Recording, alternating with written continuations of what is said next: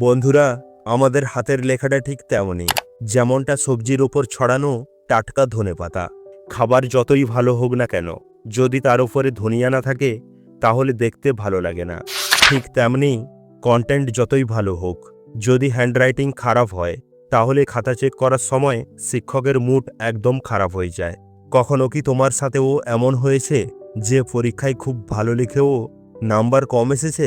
হতে পারে এর কারণ তোমার খারাপ হ্যান্ডরাইটিং। একটি রিসার্চে জানা গেছে, যাদের হ্যান্ডরাইটিং ভালো হয় তাদের মস্তিষ্ক শান্ত ও কুল হয়। শুধু তাই নয়, তারা বেশ বুদ্ধিমানও হন। তাই বন্ধুরা, যদি তোমার হ্যান্ডরাইটিং ভালো না হয় চিন্তা করার কিছু নেই, কারণ আজকের এই ভিডিওটা একদম তোমার জন্য। আজ আমরা জানব কিভাবে হ্যান্ডরাইটিং ঠিক করা যায় এবং অল্প সময়ে কিভাবে একে আরও ভালো করা যায়। তো বন্ধুরা, চলো আজও তোমার জীবনে দারুণ কিছু ভ্যালু অ্যাড করি। So let's begin. হ্যান্ডরাইটিং ঠিক করার অনেক উপায় আছে, কিন্তু আজ আমরা এমন কিছু ভ্যালুয়েবল এবং জেনুইন টিপস নিয়ে কথা বলবো যেগুলো একদম প্র্যাকটিক্যাল, এবং এগুলো ফলো করলে তুমি সহজেই নিজের হ্যান্ডরাইটিং ইমপ্রুভ করতে পারবে। এবং আমরা অনেক এক্সামিনার ও খাতা চেক করা টিচারদের সঙ্গে কথা বলেছি, তারা সবাই এক কথা বলেছেন, যখন তারা খাতা চেক করেন তখন প্রথম পৃষ্ঠার ইমপ্রেশনটাই সবচেয়ে গুরুত্বপূর্ণ। অনেক শিক্ষক বলেছেন, যদি প্রথম পৃষ্ঠা দেখেই হ্যান্ডরাইটিং খারাপ লাগে তাহলে আমাদের মনে প্রথমেই এই ধারণা হয় যে এই ছাত্রটার কিছুই জানা নেই। কিন্তু যদি প্রথম পৃষ্ঠার হ্যান্ডরাইটিং সুন্দর হয় তাহলে টিচারের মনে পজিটিভ ইমপ্রেশন পড়ে, ফলে তিনি খাতাটা খুব ভালো মনোযোগ দিয়ে চেক করেন এবং ছোটোখাটো ভুলগুলো উপেক্ষা করে দেন। এই কারণেই সুন্দর হ্যান্ডরাইটিংও তোমাকে বাড়তি নম্বর এনে দিতে পারে। এখন আসি মূল কথায়, হ্যান্ডরাইটিং কিভাবে উন্নত করা যায়। টিপস নাম্বার 1, সঠিকভাবে বসো। লেখার সময় তোমার বসার ভঙ্গি খুবই গুরুত্বপূর্ণ। যদি তুমি সঠিকভাবে না বসো তাহলে তোমার হাতের মুভমেন্ট ঠিক থাকে না এবং হ্যান্ডরাইটিং খারাপ হয়। তাই যখনই তুমি কিছু লিখবে পুরো স্বাচ্ছন্দ্যের সঙ্গে বসে লেখো। আমরা প্রায়শই দেখি যে অনেকে খাতা বাঁকা করে লেখে, সেক্ষেত্রে তাদের হাতের লেখাটাও বাঁকা হয়ে যায়। আবার অনেকে আছে যারা টেবিলের ওপর মাথা রেখে লেখে। যদি কেউ টেবিলের ওপর মাথা রেখে এবং ঘাড় ঝুঁকিয়ে লেখে তবে হাতের লেখা আর কতটুকুই ভালো হবে। তাই তোমার এমন ভুল একেবারেই করা চলবে না এবং লেখার সময় একটি সঠিক অবস্থানে বসতে হবে। আমাদের বসার অবস্থান এমন হওয়া উচিত যাতে লেখার সময় আমরা একেবারে স্বাচ্ছন্দ্য বোধ করি। টিপস নাম্বার 2, কলম ধরো সঠিকভাবে। আমাদের হাতের লেখা কেমন হবে তা অনেকটাই নির্ভর করে আমরা লেখার সময় কলমটি কিভাবে ধরেছি তার ওপরে। যখন আমরা কলমটিকে শক্ত করে ধরে লিখি তখন এর দুটি ক্ষতি হয়। এক তো আমাদের হাত দ্রুত ব্যথা করতে শুরু করে, এবং দ্বিতীয়টা হলো যখন আমরা কলমটিকে শক্ত করে ধরে লিখি তখন আমাদের লেখার ছাপটা পরের পাতায় দেখা যেতে থাকে। এর ফলে ঝামেলা আরও বেড়ে যায়। তাই যখনই তুমি লিখবে তোমার কলমটিকে খুব স্বাচ্ছন্দ্যভাবে ধরো, যাতে এই পৃষ্ঠার লেখাটা পরের পৃষ্ঠায় দেখা না যায়। টিপস নাম্বার 3, ধীরে লেখো। তোমরা প্রায়শই শুনে থাকবে যে কোনো কাজ তাড়াহুড়ো করে করা উচিত নয়। ঠিক তেমনি যখন আমরা দ্রুত লিখি তখন আমাদের হাতের লেখা খুব খারাপ দেখায় এবং কারো কারো বুঝতেও অসুবিধা হয়। এই কারণেই আমাদের সবসময় ধীরে ধীরে লেখা উচিত, যাতে তোমাদের হাতের লেখা ভালো দেখায় এবং অন্যদের কাছেও বোধগম্য হয়।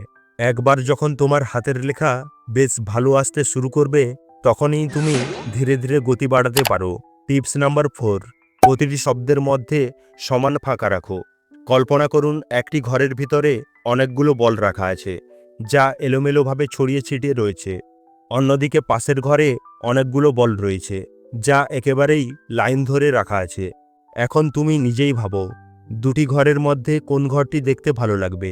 অবশ্যই যে ঘরে বলগুলোকে সুন্দরভাবে সাজানো হয়েছে সেই ঘরটি, তাই না? ঠিক একই রকমভাবে আমাদের হাতের লেখার সঙ্গেও ঘটে। যদি আমরা লেখার সময় শব্দগুলোর মাঝে একই রকম ব্যবধান না রাখি তবে আমাদের হাতের লেখা দেখতে ভালো লাগবে না। লেখার সময় আমাদের শব্দগুলোর মাঝে ফাঁকা রাখতে হবে এবং চেষ্টা করতে হবে যাতে সব শব্দের মাঝে সমান ব্যবধান থাকে, যার ফলে আমাদের হাতের লেখা পরিষ্কার এবং আকর্ষণীয় দেখাবে। অনেক সময় কি হয়, আমরা শব্দগুলোর মাঝে খুব কম ফাঁকা রাখি অথবা খুব বেশি ফাঁকা রাখি। যার ফলে হাতের লেখাটা ততটা আকর্ষণীয় লাগে না।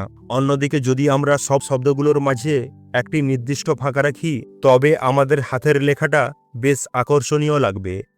টিপস নাম্বার 6, পেজ পরিষ্কার রাখো। যেমন পরিষ্কার জলে সবকিছুই পরিষ্কারভাবে দেখা যায়, ঠিক তেমনি লেখার ক্ষেত্রেও ঘটে। যদি আমাদের পৃষ্ঠা একেবারে পরিষ্কার হয় তবে লেখাও পরিষ্কারভাবে দেখা যাবে। অন্যদিকে যদি আমাদের পৃষ্ঠা নোংরা হয় তবে তুমি যতই ভালো লিখো না কেন সেই মজাটা আসবে না। এখন তুমি এই দুটি হাতের লেখা দেখো। প্রথম হাতের লেখায় পৃষ্ঠাটি বেশ নোংরা, তাই লেখাটা ভালো লাগছে না। কিন্তু দ্বিতীয় হাতের লেখায় পৃষ্ঠাটি একেবারে পরিষ্কার পরিচ্ছন্ন, তাই হাতের লেখাটা বেশ আকর্ষণীয় লাগছে। তাই সবসময় পরিষ্কার খাতায় লেখো। Tips number 7, practice is perfection. করত করত অভ্যাসে জড়মিত হোক সুজন। এই প্রবাদটি তো তোমরা নিশ্চয়ই শুনেছ।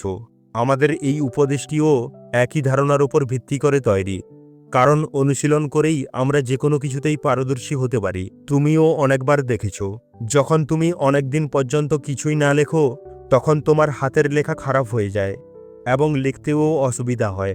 তাই রোজ কিছু না কিছু লিখতে থাকো। আমার সাথেও ঠিক একই সমস্যা হতো। এই কারণেই পরীক্ষা শুরু হওয়ার কিছুদিন আগে থেকেই আমি লেখার অভ্যাস শুরু করে দিতাম এবং পরীক্ষা আস্তে আস্তে আমার হাত একেবারে অভ্যস্ত হয়ে যেত এবং আমি পরীক্ষায় খুব দ্রুত লিখতে পারতাম। তোমরাও এই ফর্মুলাটি চেষ্টা করতে পারো। টিপস নাম্বার 8, ভালো কলম ব্যবহার করো। বন্ধুরা, একটি কথা তো একেবারে নিশ্চিত যে যদি বন্দুক ভালো হয় তবে ফায়ারও ভালোই হবে, এবং যদি বন্দুক ভালো না হয় তবে ফায়ারিংও ভালো হবে না। ঠিক একইভাবে কলমের সাথেও হয়। যদি আমাদের কলম ভালো মানের এবং ব্র্যান্ডেড কোম্পানির হয় তবে আমাদের লিখতে কোনো সমস্যা হবে না। অন্যদিকে যদি আমরা কোনো সস্তা বা খারাপ কলম ব্যবহার করি তবে হাতের লেখা খারাপ হওয়াটা তো স্বাভাবিক। এই কারণেই লেখার সময়, বিশেষ করে পরীক্ষায় লেখার সময়, সবসময় ভালো মানের কলম ব্যবহার করা উচিত। আর অনেক সময় এমনও হয় যে বিভিন্ন মানুষের বিভিন্ন পছন্দ থাকে। যেমন কিছু মানুষ মোটা কলম দিয়ে লিখতে পছন্দ করে, আবার কিছু মানুষ পাতলা কলম দিয়ে লিখতে পছন্দ করে। এই কারণেই তুমি যে ধরনের কলম দিয়ে লিখতে স্বাচ্ছন্দ্য বোধ করবে সবসময় সেই কলমটিই ব্যবহার করো।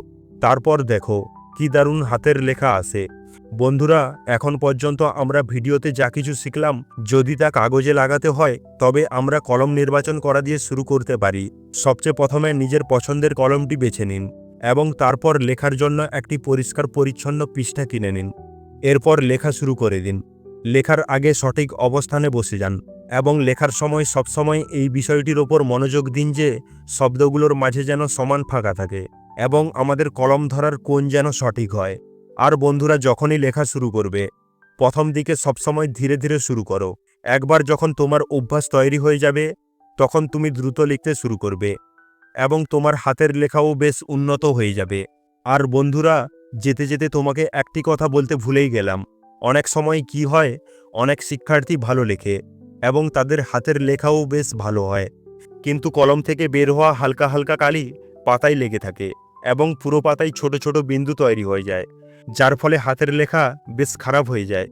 এই কারণে পরীক্ষায় লেখার সময় সবসময় একটি ছোট কাপড় বা রুমালের টুকরো নিজের কাছে রাখুন এবং সবসময় কলমের নিবটি পরিষ্কার করতে থাকুন। বন্ধুরা, এই ভিডিওটির মাধ্যমে আমরা তোমার জীবনে ভালো হাতের লেখা নামে একটি মূল্যবান জিনিস যোগ করেছি এবং এর পরিবর্তে আমাদের তোমার কাছে বেশি কিছু চাই না। একটি লাইক এবং সাবস্ক্রাইব চাই, এইটুকু তো করতেই পারো। বন্ধুরা, আমাদের সাথে শেষ পর্যন্ত থাকার জন্য অনেক অনেক ধন্যবাদ। দেখা হচ্ছে পরের ভিডিওতে। Take care, love you all the best.